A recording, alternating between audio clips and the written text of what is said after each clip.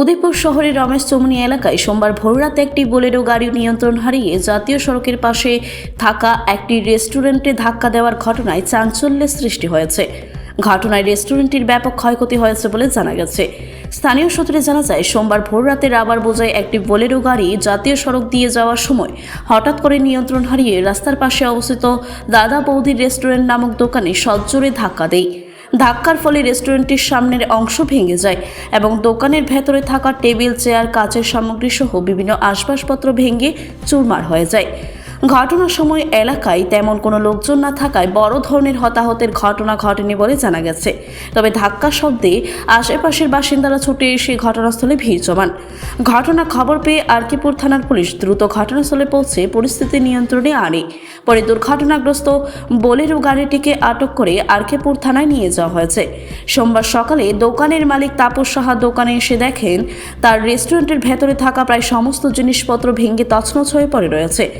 MRS Chakraborty coaching সেন্টারে নতুন শিক্ষাবর্ষের জন্য ভর্তি চলছে।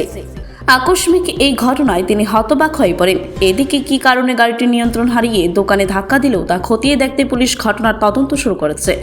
স্থানীয় বাসিন্দাদের মতে, জাতীয় সড়কের এই অংশে প্রায়শই দ্রুত গতিতে যানবাহন চলাচল করে, ফলে ভবিষ্যতেও এই ধরনের দুর্ঘটনা এড়াতে প্রশাসনের তরফে প্রয়োজনীয় ব্যবস্থা নেওয়ার দাবি জানিয়েছেন তারা। রাত্রে 3টা সাড়ে 3টার দিকে মনে হয় ভোরবেলা রাবারের গাড়ি বলে বাড়ি আমরা তো একটু আগে বাড়ির লগে দিয়ে আছে তারপরে রাবারের গাড়ি বলে গাড়ি আলো মালিকের কে কইছে একটু মালিক দেখ কে কইছে মালিক কার কোন মালিকের সাথে কথা দেখা করতে শান্তি বাজারে বলে মালিক রাবার গাড়ির মালিক। আপনার কি দোকান ছিল এটা? আমার এই জায়গাটা কি নাম?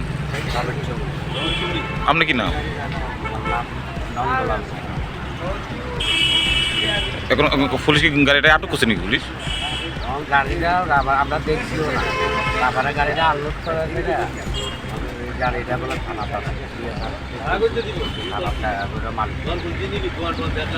ব্যুরো রিপোর্ট, খবর জনস্বার্থে।